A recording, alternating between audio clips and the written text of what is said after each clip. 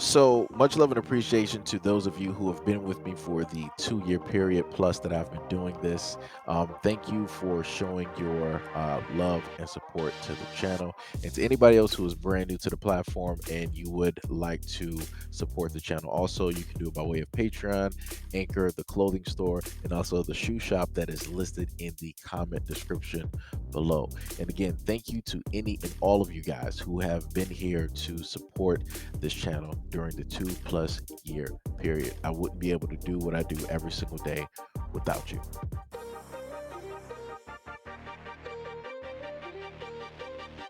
Texas man has claimed that he took the life of his girlfriend after he mistook her for a burglar. Officers raced to Pasadena apartments after they received reports of a shooting around 3:30 a.m. on Monday. According to Gun Violence Archives, a database that collects information about the shootings from across the United States, 5 people have been shot dead in Pasadena this year. It added the woman shot on Monday was the only female shot dead in the city since January 1st of this year.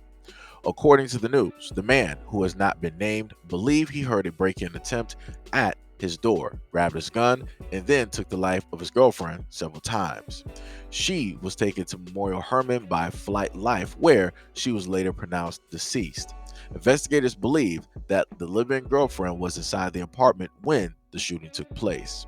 Police told the network that apartment door was damaged, although they admitted to not knowing whether the destruction to the door was old or recent. Family put a name to the victim, and her name is Krishina Lee, a young mother who has contested the boyfriend's version of the events. Lee's cousin, Tasha McCoy, stated she's been getting away from him. She's been telling the family he's stalking her. He just wouldn't leave her alone. She also stated he should be jailed. You don't have to go to this extent and then you lie about it and cover it up. It just doesn't make sense. Pasadena's Sergeant Raul Grandiose stated, "We're going to collect the shell casings. We're going to look at the trajectory of the bullets and compare that to his statement and try to see if everything matches up. If it truly is accidental, obviously this is a very sad situation. If he did believe there was a break-in and in fact there wasn't, he ended up shooting his loved one. It's a very difficult situation for him. If there was an intruder, obviously we want to find maybe doorbell cameras, maybe cameras at the apartment complex to see if we are going to have to look for a suspect out there or what happened at the door that startled him enough to get his weapon and start firing." Police also added that the boyfriend is cooperating with officers and is being questioned about what happened in the moments that led up to the shooting. I just want to start out by saying my condolences to the family and the young girl. I'm not sure if that is a child through way of both of the individuals here or if that might be somebody else.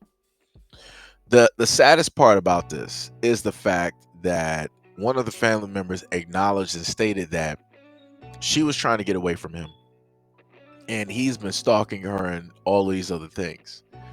So you mean to tell me that family and others knew that this was a detrimental situation, this is a bad situation, and you knew that she was trying to escape, but yet nobody enabled, nobody, helped her out with basically just leaving? So let's just say, for example, she still has some things there, but she wanted to go back and get something. You could have either did that by way of police, or better yet, just buy her something completely new.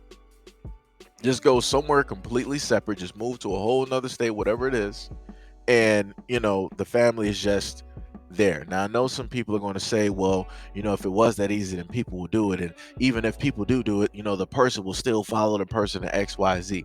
I'm trying to list solutions. I'm not going off of anything else, because obviously people don't have better solutions. And when I decide to list solutions such as women need to arm themselves, women need to go out there and get self-defense training, women need to go out there and get firearms training, women need to go out there and get their license to carry, people want to come through and say, oh, you're just blaming the victim. How about you just you and other men just tell men to stop harming women? And I'm like, fine, so be it. I've done that.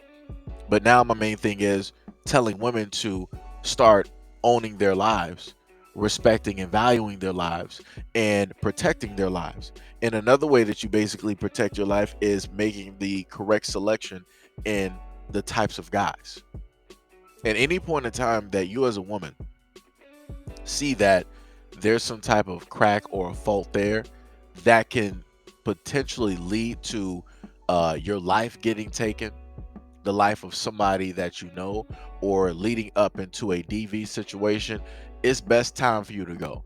You got to override the emotional aspect of everything that you feel, and you have to allow logic to seep through, because that logic is going to be the only thing that is going to make it or break it. That's going to be the only thing that's going to end up saving your life.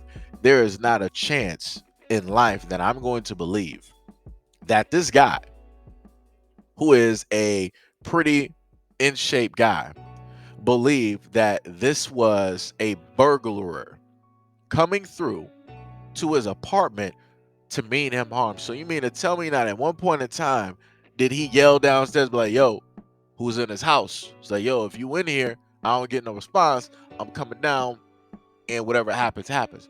Nah, this dude just hurried up, got his weapon, magically heard a noise, and Alec Baldwin the situation. That was it. No questions. No trying to potentially see what it is. No flipping on the lights. No nothing. Like I said, this whole situation seems highly suspicious to me.